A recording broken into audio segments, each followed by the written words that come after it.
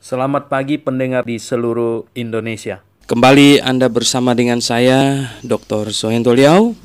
Dan kita hari ini, sebagaimana biasa, kita akan memasuki acara Through the Bible, yang rencananya adalah membahas Alkitab dari Injil Matius hingga Kitab Wahyu. Dan pagi hari ini, kita akan menyelesaikan Injil Lukas, pasalnya yang terakhir, pasal 24. Sebelum Saudara Aji Sastro membacanya, maka marilah kita berdoa terlebih dahulu. Bapa di sorga, kami mohon pimpinan-Mu, mohon kasih setia-Mu Tuhan, supaya firman-Mu yang ada di tangan kami dapat kami fahami dan betul-betul menuntun hidup kami, dan membuat kami lebih mengasihi-Mu, lebih setia, lebih sungguh-sungguh di dalam beriman kepadamu. Kami berdoa dalam nama Tuhan Yesus Kristus. Amin. Silakan Aji Sastro membaca dari ayat 1 sampai 12. Firman Tuhan demikian. Dan pada hari Sabat mereka beristirahat menurut hukum Taurat. Tetapi pagi-pagi benar pada hari pertama minggu itu, mereka pergi ke kubur membawa rempah-rempah yang telah disediakan mereka. Mereka mendapati batu sudah terguling dari kubur itu, dan setelah masuk mereka tidak menemukan mayat Tuhan Yesus. Sementara mereka berdiri termangu-mangu karena hal itu, tiba-tiba ada dua orang berdiri dekat mereka memakai pakaian yang berkilau-kilauan. Mereka sangat ketakutan dan mendudukkan kepala. Tetapi kedua orang itu berkata kepada mereka, "Mengapa kamu mencari Dia yang hidup di antara orang mati? Ia tidak ada di sini, Ia telah bangkit. Ingatlah apa yang dikatakannya kepada kamu ketika Ia masih di Galilea, yaitu bahwa Anak Manusia harus diserahkan ke tangan orang-orang berdosa dan disalibkan, dan akan bangkit pada hari yang ketiga." Maka teringatlah mereka akan perkataan Yesus itu, dan setelah mereka kembali dari kubur, mereka menceritakan semuanya itu kepada ke-11 murid dan kepada semua saudara yang lain. Perempuan-perempuan itu ialah Maria dari Magdala dan Yohana dan Maria ibu Yakobus. Dan perempuan-perempuan lain juga yang bersama-sama dengan mereka memberitahukannya kepada rasul-rasul. Tetapi bagi mereka perkataan-perkataan itu seakan-akan omong kosong, dan mereka tidak percaya kepada perempuan-perempuan itu. Sungguh pun demikian Petrus bangun, lalu cepat-cepat pergi ke kubur itu. Ketika ia menjenguk ke dalam, ia melihat hanya kain kapan saja. Lalu ia pergi dan ia bertanya dalam hatinya, apa yang kiranya telah terjadi. Oke, pendengar yang saya kasih di dalam Yesus Kristus, kita lihat katanya, dan pada hari Sabat mereka beristirahat menurut hukum Taurat. Ini hari Sabat mereka istirahat ini adalah Sabat yang rutin setiap Sabtu, karena sesudah Sabat ini maka hari pertama, berarti ini hari terakhir. Sedangkan Sabat yang menjelang Sabat, yang di ayat yang ke-54 dari pasal sebelumnya, hari itu adalah hari persiapan dan Sabat hampir mulai. Ini bukan Sabat yang Sabtu, yang pertama itu adalah Sabat yang hari Paskah, yang 1 tahun 1 kali, yaitu tanggal 15 Nisan atau 15 Abib. Jadi sesungguhnya ada dua hari yang hari besar hari itu, yaitu yang 1 tahun 1 kali, hari Paskah, dan yang setiap minggu 1 kali itu hari Sabat rutin, hari Sabat biasa. Nah, jadi sesungguhnya Tuhan Yesus disalibkan pada hari Rabu, terus hari Sabat yang 1 tahun 1 kali itu jatuh pada Kamis. Dan kemudian hari Jumat mereka ada 1 hari untuk mempersiapkan rempah-rempah. Imam-imam bisa pergi menghadap Pilatus untuk minta supaya pasukan diterjunkan untuk menjaga dan lain sebagainya. Kemudian mereka memasuki lagi dari hari Sabtu yang adalah rutin, dan kemudian Tuhan Yesus bangkit. pada hari pertama. Jadi Tuhan Yesus bangkit pada hari Minggu atau hari pertama itu tidak pernah salah. Tetapi penetapan kapan dia disalibkan itu bukan hari Jumat sesungguhnya. Sesungguhnya adalah hari Rabu. Karena sesuai dengan apa yang Tuhan Yesus sendiri katakan, bahwa anak manusia akan ada di dalam perut bumi selama 3 hari 3 malam. Kalau hari Jumat disalibkan, kemudian Jumat sore menjelang malam dimasukkan dalam kubur, kemudian Sabtu sore sampai Sabtu sore berarti 1 hari 1 malam. Nah, kalau disalibkan hari Jumat, maka tubuh Tuhan Yesus di dalam kubur hanya 1 hari 1 malam. Tetapi kalau disalibkan hari Rabu, jadi hari Rabu disalibkan menjelang Rabu malam sore, yang menjelang malam dimasukkan dalam kubur sampai Kamis malam, itu 1 hari 1 malam, ya, sampai Jumat malam 2 hari 2 malam, sampai Sabtu malam 3 hari 3 malam. Sesudah Sabtu sore jam 6 itu sudah hari pertama. Jadi Tuhan Yesus bangkit pada hari pertama sesudah 3 hari 3 malam di dalam kubur. Nah, pendengar yang saya kasih dalam Tuhan, saya menulis sebuah buku tentang ini. Anda jikalau tertarik bisa mendapatkannya. Penjelasannya tentu jauh-jauh lebih lengkap di situ. Nah, pendengar yang saya kasih dalam Tuhan, katanya ini perempuan-perempuan itulah yang duluan pergi ke kubur Tuhan Yesus, dan mereka melihat batu sudah terguling dari kubur itu, dan tentara sudah kabur. Mereka ketakutan tentu, karena Tuhan Yesus sejak tadi malam sebenarnya sudah bangkit, dan malaikat turun menggolekkan batu itu. Dan sesungguhnya Tuhan Yesus bangkit pun dia tidak memerlukan malaikat atau siapapun juga untuk menggolekkan batu itu, karena dia sendiri bisa keluar dari kubur itu tanpa perlu menggolekkan batu itu. Jadi Tuhan sudah bangkit sesungguhnya. Nah, batu itu digolekkan oleh malaikat adalah agar perempuan-perempuan ini bisa menyaksikan kubur yang kosong, dan agar Petrus juga bisa menyaksikan kubur yang kosong. Jadi agar murid-murid bisa melihat bahwa dia sungguh-sungguh bangkit. Jadi digolekkannya batu itu bukan supaya Tuhan Yesus keluar, tetapi supaya murid-murid dan setiap orang dapat memeriksa bahwa benar dia sungguh-sungguh sudah bangkit. Jadi bukan omong kosong. Bekasnya sudah, artinya tulang-tulangnya, dagingnya, semuanya tidak ada di situ. Padahal sesudah 3 hari, ya semua mayat normalnya itu sudah akan bau, dan bagaimana mungkin bisa dicuri? Kalau mau curi ya hari pertama saja, waktu sebelum bau, ya no. Tetapi kalau dicuri pada hari yang keempat, itu kelewat konyol, ya. Jadi pendengar yang saya kasih dalam Yesus Kristus, kita lihat perempuan kemudian mereka berlari, ya, mereka artinya setelah ketemu dengan malaikat yang 2 itu dan berkata, mengapa kamu mencari dia yang hidup di antara orang mati? Nah, ini satu pertanyaan yang sampai sekarang masih relevan, ya. Janganlah mencari orang hidup di antara orang mati, ya. Dan kita tidak mungkin bisa menemukan Tuhan di antara orang mati. Jangankan menemukan Tuhan, menemukan orang yang percaya kepada Tuhan di antara orang mati pun, ya, dia sudah pergi ke sorga.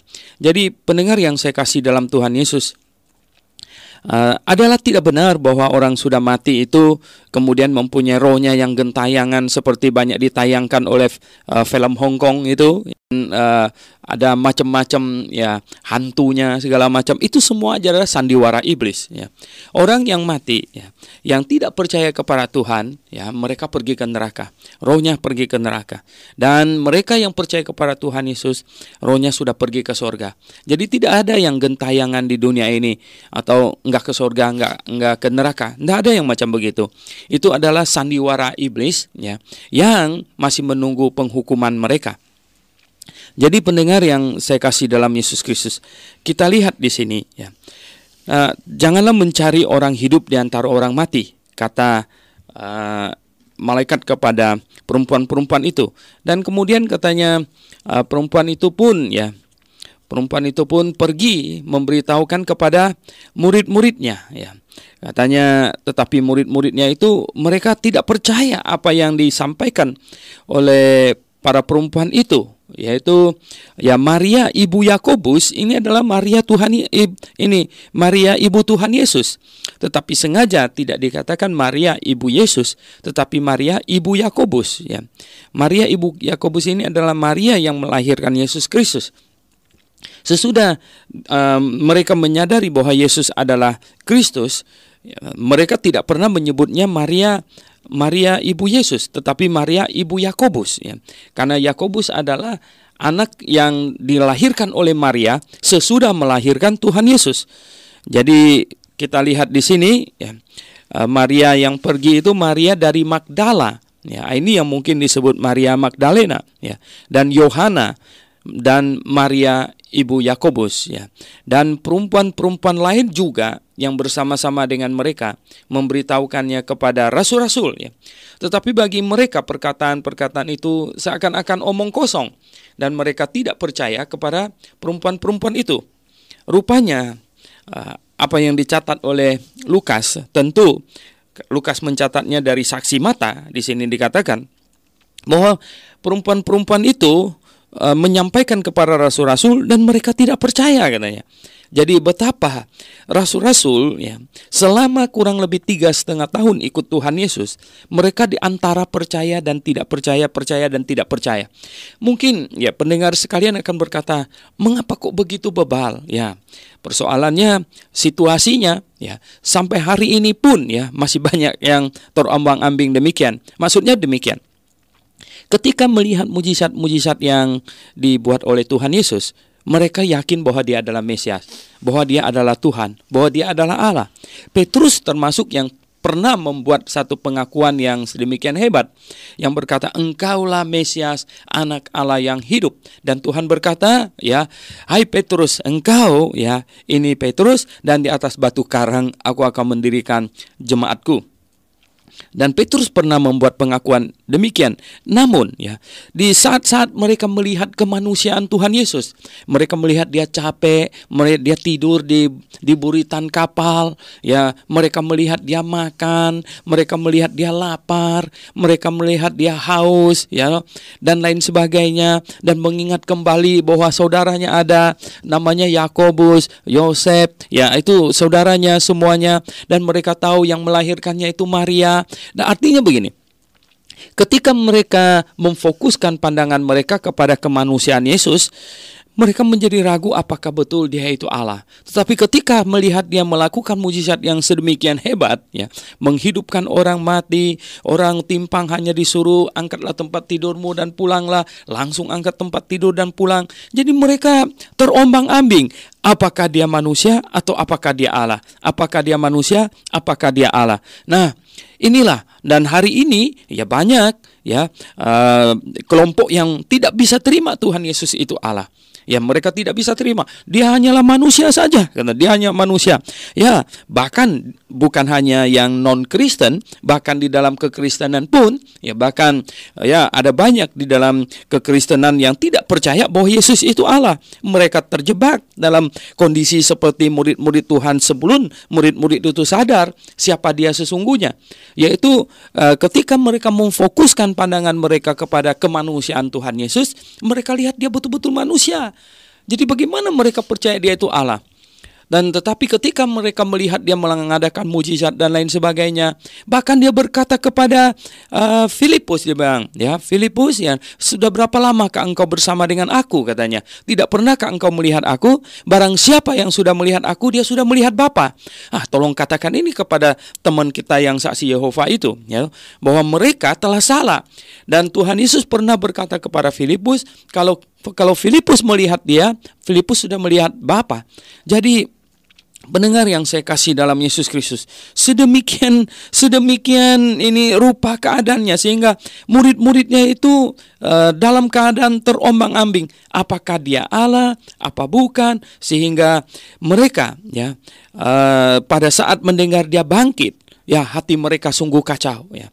Tetapi di sini katanya Ya, sungguh pun demikian, Petrus bangun ya, itu hanya terdorong oleh rasa ingin tahu yang besar ya. Lalu cepat-cepat pergi ke kubur itu. Nah, ketika ia menjenguk ke dalam, ia melihat hanya kain kafan saja ya. Dia masuk ke dalam, dia lihat hanya kain kafan saja, lalu ia pergi dan ia bertanya dalam hatinya, apa yang kiranya telah terjadi. Jadi padahal Tuhan Yesus sudah 3 kali memberitahukan kepada mereka bahwa dia akan pergi ke Yerusalem dan dia akan ditangkap, dianiaya, dimatikan, kemudian pada hari yang ketiga dia akan bangkit. Dia sudah katakan kepada mereka, tetapi sungguh pun demikian ternyata masih sulit untuk diterima. Karena itu keadaan yang tadi saya katakan itu. Oke, pendengar yang saya kasih dalam Yesus Kristus, sekarang Saudara Aji Sastro akan membacakan lagi dari ayat 13 sampai dengan ayat 35 ya. 13 sampai ayat 35. Silakan, Aji. Firman Tuhan demikian. Pada hari itu juga 2 orang dari murid-murid Yesus pergi ke sebuah kampung bernama Emmaus yang terletak kira-kira 7 mil jauhnya dari Yerusalem. Dan mereka bercakap-cakap tentang segala sesuatu yang telah terjadi. Ketika mereka sedang bercakap-cakap dan bertukar pikiran, datanglah Yesus sendiri mendekati mereka, lalu berjalan bersama-sama dengan mereka. Tetapi ada sesuatu yang menghalangi mata mereka, sehingga mereka tidak dapat mengenal Dia. Yesus berkata kepada mereka, "Apakah yang kamu percakapkan sementara kamu berjalan?" Maka berhentilah mereka dengan muka muram. Seorang dari mereka, namanya Kleopas, menjawabnya, "Adakah engkau satu-satunya orang asing di Yerusalem yang tidak tahu apa yang terjadi di situ pada hari-hari belakangan ini?" Katanya kepada mereka, "Apakah itu?" Jawab mereka, "Apa yang terjadi dengan Yesus orang Nazaret? Dia adalah seorang nabi yang berkuasa dalam pekerjaan dan perkataan di hadapan Allah dan di depan seluruh bangsa kami. Tetapi imam-imam kepala dan pemimpin-pemimpin kami telah menyerahkan Dia untuk dihukum mati dan mereka telah menyalibkannya. Padahal kami dahulu mengharapkan bahwa Dialah yang datang untuk membebaskan bangsa Israel. Tetapi sementara itu telah lewat 3 hari sejak semuanya itu terjadi. Tetapi beberapa perempuan dari kalangan kami telah mengejutkan kami. Pagi-pagi buta, mereka telah pergi ke kubur dan tidak menemukan mayatnya. Lalu mereka datang dengan berita bahwa telah kelihatan kepada mereka malaikat-malaikat yang mengatakan bahwa Ia hidup. Dan beberapa teman kami telah pergi ke kubur itu dan benar yang dikatakan perempuan-perempuan itu, tetapi dia tidak melihat mereka lihat. Lalu ia berkata kepada mereka, "Hai kamu orang bodoh, betapa lambannya hatimu sehingga kamu tidak percaya segala sesuatu yang telah dikatakan para nabi. Bukankah Mesias harus menderita semuanya itu untuk masuk ke dalam kemuliaannya?" Lalu ia menjelaskan kepada mereka apa yang tertulis tentang Dia dalam seluruh kitab suci, mulai dari kitab-kitab Musa dan segala kitab nabi-nabi. Mereka mendekati kampung yang mereka tuju. Lalu ia berbuat seolah-olah hendak meneruskan perjalanannya. Tetapi mereka sangat mendesaknya. Katanya, "Tinggallah bersama-sama dengan kami, sebab hari telah menjelang malam dan matahari hampir terbenam." Lalu masuklah ia untuk tinggal bersama-sama dengan mereka. Waktu ia duduk makan dengan mereka, ia mengambil roti, mengucap berkat, lalu memecah-mecahkannya dan memberikannya kepada mereka. Ketika itu terbukalah mata mereka, dan mereka pun mengenal Dia, tetapi ia lenyap dari tengah-tengah mereka. Kata mereka seorang kepada yang lain, "Bukankah hati kita berkobar-kobar ketika Ia berbicara dengan kita di tengah-tengah jalan dan ketika Ia menerangkan kitab suci kepada kita?" Lalu bangunlah mereka dan terus kembali ke Yerusalem. Di situ mereka mendapati ke-11 murid itu. Mereka sedang berkumpul bersama-sama dengan teman-teman mereka. Kata mereka itu, "Sesungguhnya Tuhan telah bangkit dan telah menampakkan diri kepada Simon." Lalu kedua orang itu pun menceritakan apa yang terjadi di tengah jalan dan bagaimana mereka mengenal Dia pada waktu ia memecah-mecahkan roti. Oke, pendengar yang saya kasih dalam Yesus Kristus, ini cerita yang panjang tetapi sangat mengesankan, di mana sebuah peristiwa Tuhan Yesus bangkit dari kematian dan menampakkan diri kepada murid-muridnya, ya, satu persatu. Dan Rasul Paulus mendaftar penampakan diri, ya, yang dicatatnya di dalam 1 Korintus pasal 15. Coba pendengar kalau membuka 1 Korintus pasal 15 yang terdapat di dalam ayat 4, ya, mulai dari ayat 4 dari 1 Korintus pasal 15, bahwa ia telah dikuburkan dan bahwa ia telah dibangkitkan pada hari yang ketiga sesuai dengan kitab suci, bahwa ia telah menampakkan diri kepada Kefas dan kemudian kepada ke-11 muridnya. Sesudah itu ia menampakkan diri kepada lebih dari 500 saudara sekaligus. Kebanyakan dari mereka masih hidup sampai sekarang. Ya, tentu bukan sampai sekarang kita baca ini, tetapi sampai sekarang saat surat ini ditulis, ya. Tetapi beberapa di antaranya telah meninggal. Selanjutnya ia menampakkan diri kepada Yakobus, kemudian kepada semua rasul, dan yang paling akhir dari semuanya, ia menampakkan diri juga kepadaku, sama seperti kepada anak yang lahir sebelum waktunya. Oke, pendengar yang saya kasih dalam Yesus Kristus, kembali lagi kita melihat penampakan Tuhan Yesus sesudah dia bangkit. Alkitab mencatat sekitar 40 hari setelah Tuhan Yesus bangkit, dia menampakkan diri berulang-ulang kepada murid-muridnya. Tadi di dalam 1 Korintus pasal 15 dari ayat 4 hingga ayat 8, Rasul Paulus mencatat sebagian dari penampakan diri Tuhan Yesus Kristus kepada 500 orang sekaligus. Ya, 500 orang, dan kebanyakan mereka masih hidup sampai saat Rasul Paulus menulis surat 1 Korintus itu. Demikian, maka mungkinkah orang menyaksikan apa yang Tuhan Yesus telah lakukan, yaitu dia bangkit dari kematian dan dia menampakkan diri kepada murid-muridnya, jikalau ada lebih dari 500 orang sebagai saksi? Sebuah perkara di pengadilan itu bisa diputuskan, ya, kalau ada, ya, 2 atau 3 orang sebagai saksi, itu sudah bisa diputuskan. Apalagi ini lebih dari 500 orang yang menyaksikan Tuhan Yesus sesudah dia bangkit.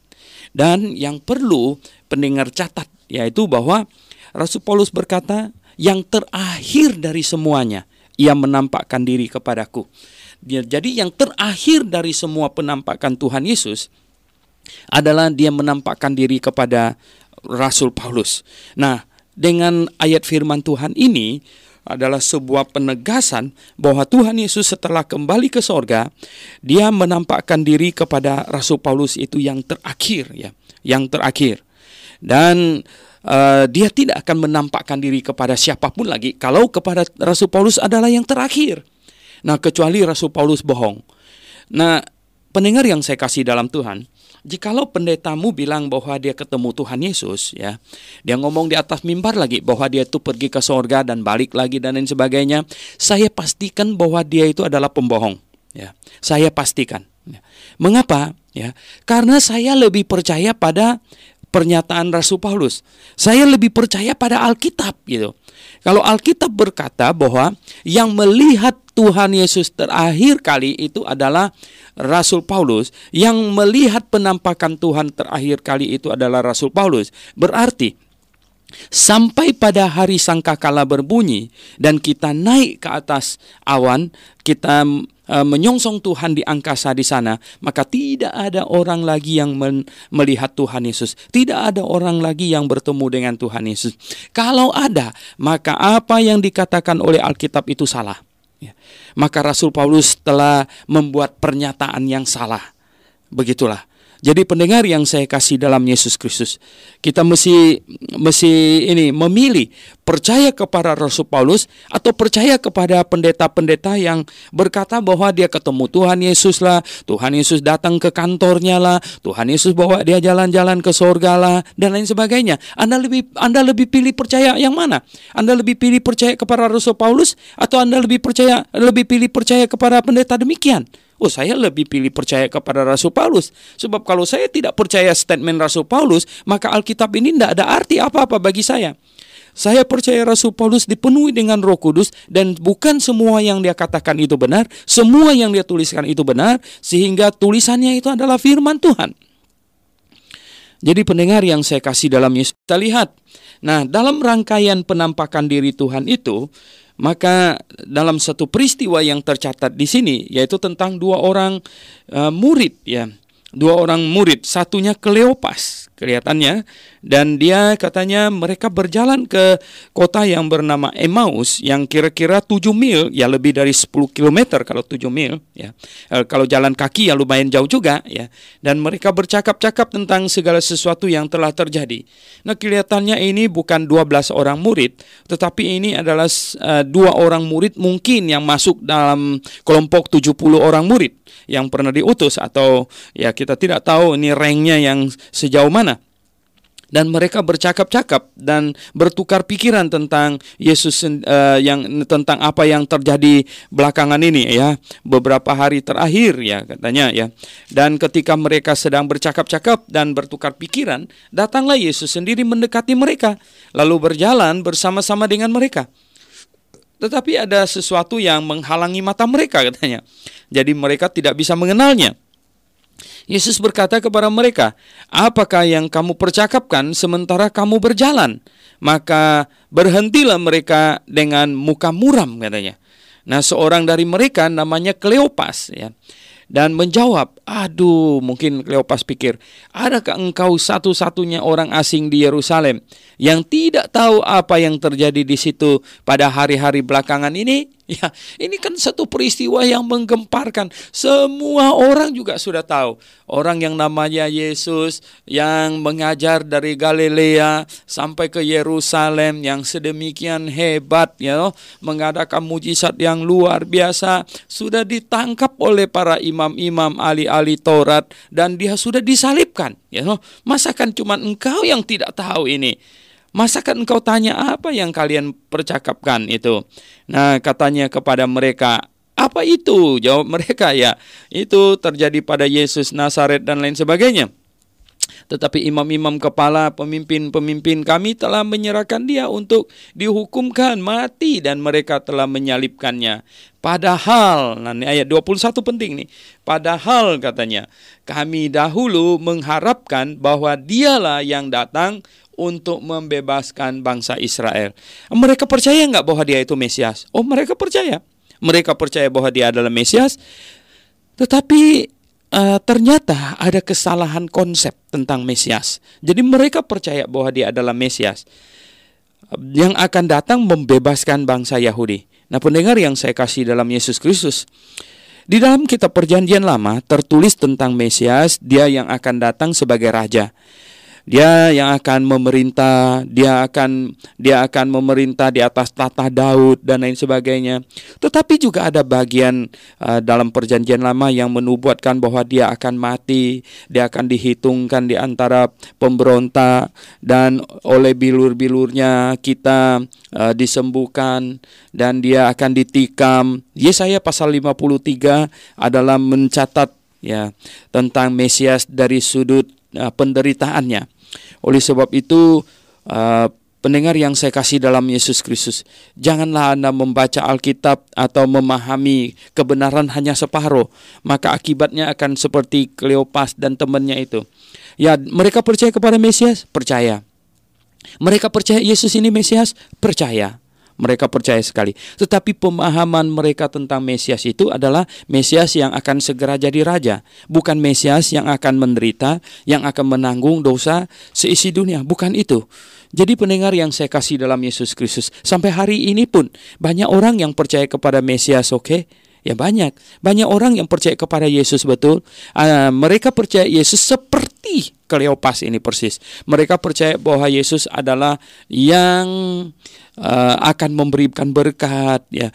Jadi mereka datang kepada Yesus untuk mengharapkan berkat materi, berkat jasmani. Mereka percaya Yesus yang demikian. Mereka tidak memahami Yesus yang sempurna secara keseluruhan dari pribadi Yesus. Nah, mereka percaya kepada Yesus. Ini Kleopas dan temannya percaya kepada Yesus bahwa dia adalah Mesias. Tetapi mereka percaya dia Mesias yang akan segera menjadi raja. Nah, katanya, tetapi ya sementara itu telah lewat 3 hari sejak semuanya itu ya terjadi, katanya. Semuanya itu telah terjadi. Dan ada berita yang mengejutkan kami. Pagi-pagi buta mereka telah pergi ke kubur ini perempuan-perempuan dan kata tidak menemukan mayatnya. Lalu mereka datang dan dengan berita bahwa ya telah kelihatan kepada mereka malaikat-malaikat yang mengatakan bahwa dia hidup. Dan beberapa teman kami telah pergi ke kubur itu dan mendapati bahwa memang benar yang dikatakan perempuan-perempuan itu, tetapi dia tidak mereka lihat, katanya. Nah, akhirnya Tuhan Yesus ya yang tidak mereka kenal waktu itu harus mengajar kepada mereka. Hai kamu orang bodoh. Dibilang orang bodoh. Ya kadang-kadang kalau memang kita sudah bodoh, orang mengatakan kita bodoh gitu, tidak perlu marah, ya. Ya tidak perlu marah. Ya, kita harus terkejut sedikit. Betul nggak saya sudah bertindak bodoh waktu itu? Ya kalau betul aku aja, iya ya saya sudah bodoh gitu ya. Itu sudah cukup gitu ya. Itu namanya rendah hati. Tetapi kalau memang kita sudah melakukan sebuah tindakan yang bodoh, kita bilang, aduh kamu bodoh sekali. Lalu marah dalam hati, saya tidak bodoh, saya ini pintar sekali. Itu tidak perlu ya. Nah kita lihat ini ya. Tuhan Yesus berkata kepada mereka, hai orang bodoh, kata, hai kamu orang bodoh, betapa lambannya hatimu sehingga kamu tidak percaya segala sesuatu yang telah dikatakan para nabi. Pendengar yang saya kasih dalam Yesus Kristus, seseorang harus menyadari dirinya bodoh, kemudian menjadi murid, dan makin hari akan makin pintar. Barang siapa yang tidak mau dibilang bodoh, itu artinya orang itu nggak usah jadi murid lagi. Betul nggak, Aji? Yeah. Ya kalau masih mau jadi murid itu masih artinya apa? Itu masih bodoh gitu ya. Ya kalau dibilang bodoh, ya betul saya bodoh gitu. Justru saya belajar supaya saya jadi pintar gitu. Kalau sudah pintar nggak usah belajar lagi itu. Keluar aja dari grafe gitu. Kalau sudah pintar ya. Nah ya nggak usah belajar lagi. Ya karena masih mau belajar di sini berarti ya masih bodoh gitu. Ya betul saya masih bodoh.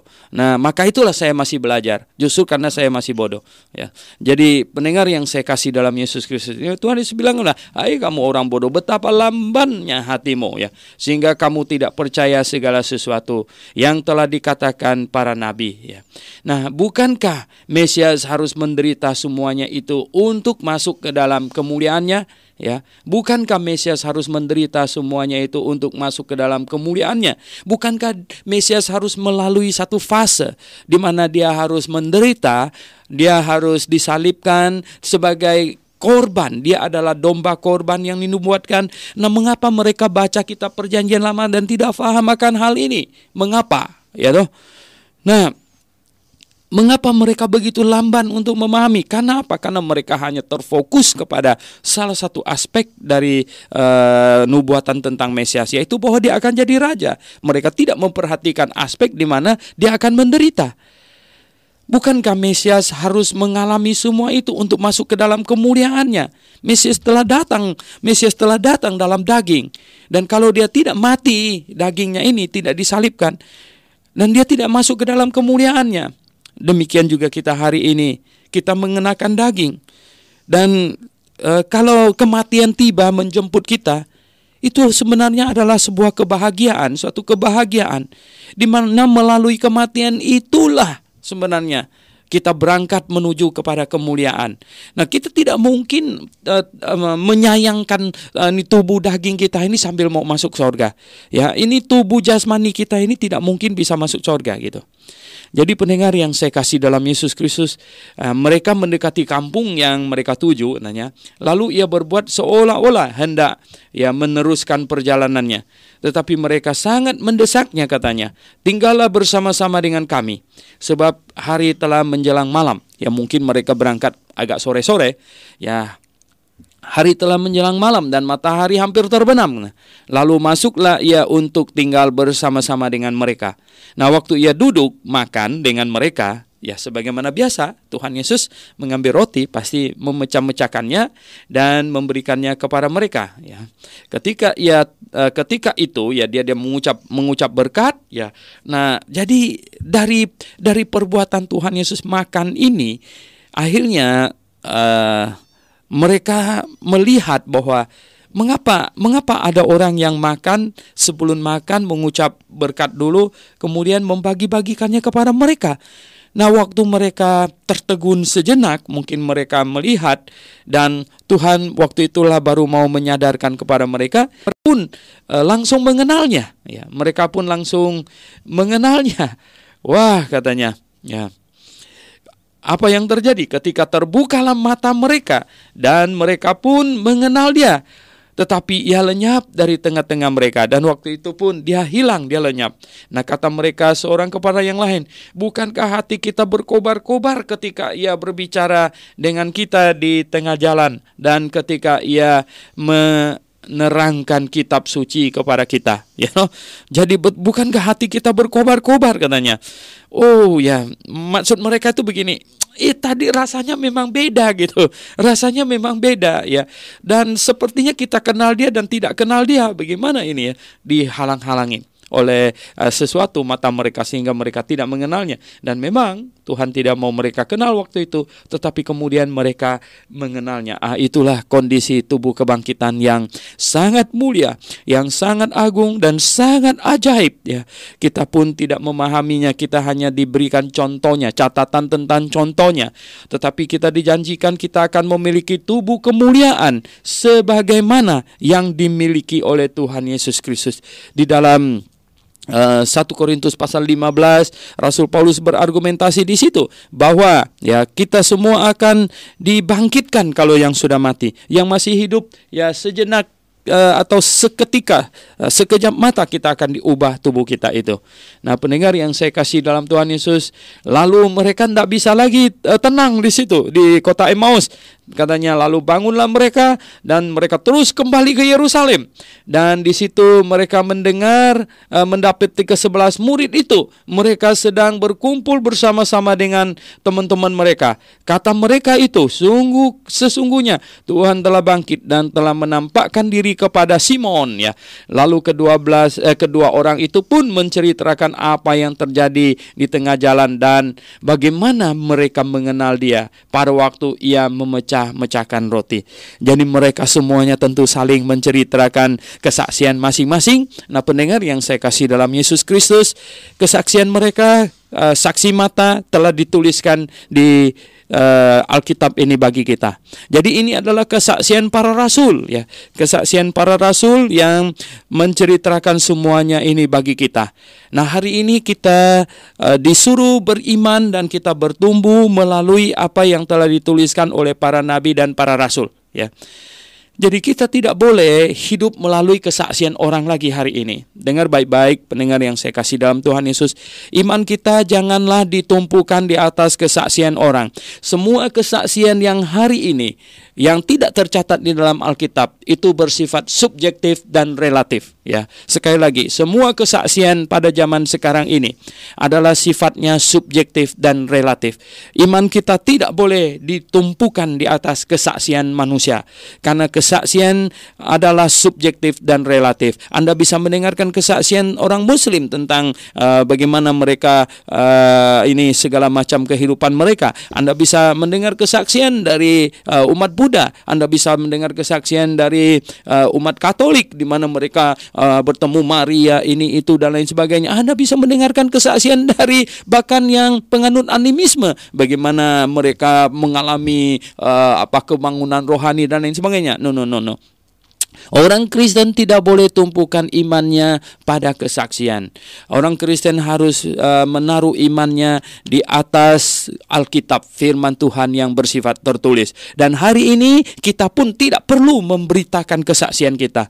Oh, tentu dalam kehidupan pelayanan saya dan dalam kehidupan bersama Tuhan, ini setelah percaya kepada Tuhan ada banyak kesaksian. Tetapi saya tidak mau menceritakannya. Saya lebih baik memberitakan Injil yang sudah tertulis, karena semua kesaksian saya, cerita saya itu subjektif dan relatif, ya. Tetapi apa yang tertulis di dalam Alkitab ini baru yang benar. Ini baru yang tepat, ya. Dan pada inilah iman kita harus ditumpukan. Jadi kalau orang tidak mendengarkan firman Tuhan yang tertulis ini, dia bukan tidak menghargai atau tidak menghormati kesaksian saya, tetapi dia tidak mendengarkan, tidak mempercayai kesaksian para rasul dan para nabi. Oke, pendengar yang saya kasih dalam Tuhan, Saudara Aji akan membantu kita membaca lagi dari ayat 36 sampai ayat yang ke-53. Silakan. Firman Tuhan demikian. Dan sementara mereka bercakap-cakap tentang hal-hal itu, Yesus tiba-tiba berdiri di tengah-tengah mereka dan berkata kepada mereka, "Damai sejahtera bagi kamu." Mereka terkejut dan takut dan menyangka bahwa mereka melihat hantu. Akan tetapi ia berkata kepada mereka, "Mengapa kamu terkejut dan apa sebabnya timbul keraguan-raguan di dalam hati kamu? Lihatlah tanganku dan kakiku, aku sendirilah ini. Rabalah aku dan lihatlah, karena hantu tidak ada daging dan tulangnya, seperti yang kamu lihat ada padaku." Sambil berkata demikian, ia memperlihatkan tangan dan kakinya kepada mereka. Dan ketika mereka belum percaya karena girangnya dan masih heran, berkatalah ia kepada mereka, "Adakah padamu makanan di sini?" Lalu mereka memberikan kepadanya sepotong ikan goreng. Ia mengambilnya dan memakannya di depan mata mereka. Ia berkata kepada mereka, "Inilah perkataanku yang telah kukatakan kepadamu ketika aku masih bersama-sama dengan kamu, yakni bahwa harus digenapi semua yang ada tertulis tentang aku dalam kitab Taurat Musa dan kitab Nabi-Nabi dan kitab Mazmur." Lalu ia membuka pikiran mereka sehingga mereka mengerti kitab suci.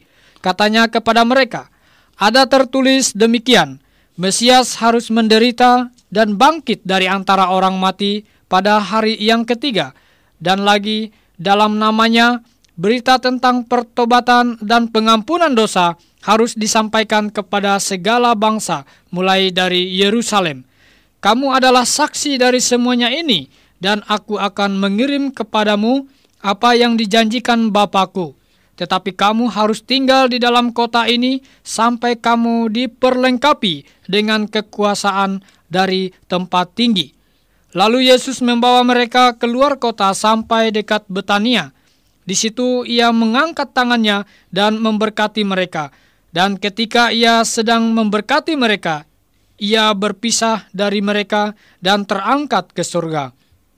Mereka sujud menyembah kepadanya, lalu mereka pulang ke Yerusalem dengan sangat bersukacita. Mereka senantiasa berada di dalam bait Allah dan memuliakan Allah. Ya, pendengar yang saya kasih dalam Yesus Kristus, sambil mereka bercakap-cakap di situ, ya tentu mungkin orangnya murid-muridnya dan ada Kleopas dan semuanya. Katanya tiba-tiba Tuhan Yesus muncul dan menampakkan diri kepada mereka. Wah, tentu mereka kagetnya bukan main, ya. Kaget dan terheran-heran sekali pasti, ya. Dan masih banyak yang masih terheran-heran, ya. Dia bilang, "Mengapa kalian di dalam keraguan-raguan, ya toh? Mengapa kalian menyangka aku hantu?" Ya, maka itu dia sengaja mendemonstrasikan kepada mereka, "Silakan pegang aku," dan lain sebagainya, ya. Silakan pegang, katanya. Dan dia kemudian tanya kepada mereka, "Ada makanan nggak di sini?" Ya, no? Dan akhirnya mereka kasih dia ikan goreng, ya. Nah, ikan goreng rupanya. Tuhan Yesus makan ikan goreng sesudah kebangkitannya. Ya, dia memperlihatkan kepada mereka bahwa dia betul-betul sudah bangkit dan bisa makan. Nah, inilah ajaibnya tubuh kebangkitan. Waktu itu kita bisa makan, ya, tetapi juga tidak perlu makan. Itu hanya demonstrasi saja. Tentu boleh makan, boleh tidak makan. Itu tubuh kebangkitan. Dan pendengar yang saya kasih dalam Yesus Kristus, luar biasa sekali. Tuhan Yesus harus menegur mereka. Mengapa mereka tidak percaya kepadanya? Dan mengapa mereka tidak percaya bahwa ada telah tertulis di dalam kitab Taurat Musa, di kitab para nabi dan kitab Mazmur. Nah, ini tiga kelompok kitab yang ada di dalam kitab Perjanjian Lama kita, yaitu 39 kitab Perjanjian Lama kita adalah dikelompokkan jadi kitab Taurat, kitab Nabium, dan kitab Ketubim. Nah, Tuhan Yesus menegaskan bahwa 3 kelompok kitab ini adalah firman Tuhan. Jadi pendengar yang saya kasih dalam Tuhan Yesus, dari sini kita dapatkan pelajaran yang sangat penting sekali. Mengapa kita tidak percaya apokripa yang ditaruh ya oleh Gereja Katolik di antara kitab Maleaki dan Injil Matius, yaitu Deuterokanonika itu. Mengapa kita tidak terima itu sebagai firman Tuhan? Adalah karena Tuhan Yesus hanya mengakui 3 kelompok kitab, yaitu kitab Taurat, kitab Nabium, dan kitab Ketubim, yang adalah 39 kitab Perjanjian Lama di tangan kita ini. Jadi pendengar yang saya kasih dalam Yesus Kristus, mengapa kita percaya kitab Perjanjian Lama yang 39 ini adalah firman Tuhan? Karena Tuhan Yesus sendiri mengatakannya. Dan mengapa kita tidak percaya Deuterokanonika yang kitab-kitab apokripa itu bukan firman Tuhan? Karena Tuhan Yesus tidak mempercayainya dan tidak merekomendasikan bagi kita bahwa itu firman Tuhan. Jadi pendengar yang saya kasih dalam Yesus Kristus, nah, kita harus mengerti itu. Dan katanya kepada mereka, sudah tertulis di situ, Mesias harus menderita ya, dan kemudian bangkit dari antara orang mati. Dan lagi katanya dalam namanya berita tentang pertobatan dan pengampunan dosa harus disampaikan kepada segala bangsa mulai dari Yerusalem. Mulai dari Yerusalem. Mengapa pada waktu zaman Perjanjian Lama, zaman ibadah simbolik, ya, orang Yahudi yang berpencar kemanapun juga, kalau mereka berdoa mereka harus menghadap ke Yerusalem. Adalah karena ini, bahwa Injil keselamatan, berita tentang pertobatan harus diberitakan mulai dari Yerusalem, ya, mulai dari Yerusalem. Jadi bangsa-bangsa di seluruh muka bumi ini sejak Adam dan Hawa diberitakan atau dijanjikan akan dikirimkan juru selamat untuk menebus dosa mereka. Dan juru selamat itu akan datang, berita itu akan mulai disebarkan dari Yerusalem. Oleh sebab itu pada zaman ibadah simbolik, maka kalau berdoa harus menghadap ke Yerusalem. Tetapi sekarang yang disimbolkan sudah tiba, sang hakikat sudah tiba. Sekarang kita menyembah bukan dengan badan, tetapi kita menyembah dengan hati. Sekarang ibadah kita itu bukanlah lahiriah lagi, bukan simbolik, tetapi ibadah kita adalah rohania dan hakikat. Oleh sebab itu hari ini kita bukan menyembah dengan badan, kita menyembah dengan hati. Ya, jadi tidak perlu menghadap kemana-mana, hati kita dihadapkan kepada Tuhan, ke surga saja. Nah, akhirnya katanya, dia berkata bahwa mereka jangan pergi, tetapi mereka harus menantikan janji Bapakku. Yaitu apa? Akan kirim Roh Kudus, itu janji Bapa ya. Tetapi kamu harus tinggal di dalam kota ini sampai kamu diperlengkapi dengan kuasa dari tempat tinggi. Jadi Roh Kudus akan turun, dan dialah yang akan memimpin para rasul, mengingatkan para rasul untuk menuliskan apa yang mereka telah dengar, yang mungkin sudah lupa. Roh Kudus mengingatkan mereka kembali sehingga mereka bisa menuliskan semua itu bagi kita hari ini. Dan Roh Kudus tinggal di dalam hati setiap orang yang bertobat dan percaya kepada Tuhan Yesus, sehingga kita ya bukan hanya dengan kekuatan kita saja bersaksi, tetapi kita dengan kekuatan dari Tuhan. Jadi barang siapa yang bertobat dan percaya kepada Tuhan Yesus, telah ada Roh Kudus di dalam hatinya. Dan katanya Tuhan Yesus membawa mereka keluar kota ya, ke Bukit Zaitun dekat Betani di sana. Kemudian sambil memberkati mereka, dia terpisah dari mereka, dia terangkat naik ke sorga. Jadi pendengar yang saya kasih dalam Yesus Kristus, ia berpisah dari mereka dan terangkat ke sorga katanya. Mereka sujud menyembah kepadanya. Mereka sujud menyembah kepadanya karena mereka sudah yakin dia bukan hanya Mesias, tetapi dia adalah Allah. Orang Yahudi tidak mungkin menyembah apapun juga selain menyembah kepada Allah. Ini titip pesan kepada teman kita yang dari Saksi Yehova itu. Kalau Yesus bukan Allah, maka para murid menyembah kepadanya itu adalah melanggar hukum Taurat yang pertama. Oleh sebab itu mereka mengenal bahwa dia adalah Allah, dan mereka mereka menyembah kepadanya. Lalu mereka pun pulang ke Yerusalem dengan sangat bersukacita, ya. Mereka senantiasa berada di dalam bait Allah. Mereka memuji dan memuliakan Allah senantiasa. Nah, itulah yang dilakukan oleh murid-murid. Sekarang mereka sudah percaya dan mereka menantikan janji Bapa, yaitu akan dikirim Roh Kudus, ya. Ada yang menafsirkan bahwa Roh Kudus itu adalah nabi tertentu yang datang 500 tahun kemudian. Enggak lah sampai begitu lama, ya. Karena mereka tidak boleh tinggalkan Yerusalem untuk menantikan janji itu. Kalau janji itu 500 tahun baru datang, ada keburu mati semua murid itu, rasul-rasul itu.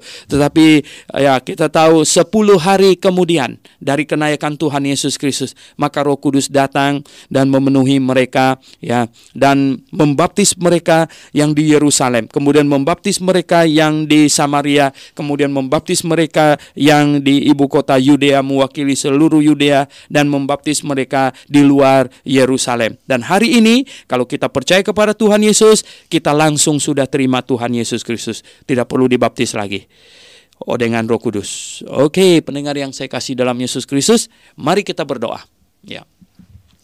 Bapa di sorga, kami mengucap syukur atas firman-Mu. Kami sudah selesai membahas Injil Lukas. Terima kasih untuk kasih setia-Mu. Dan terima kasih untuk catatan firman-Mu, sehingga kami bisa mengenal kebenaran. Kami bisa makin mengenal Tuhan Juru Selamat kami melalui apa yang dicatatkan oleh para rasul dan saksi mata dan disimpan bagi kami. Kami mengucap syukur dalam nama Tuhan Yesus Kristus kami berdoa. Amin.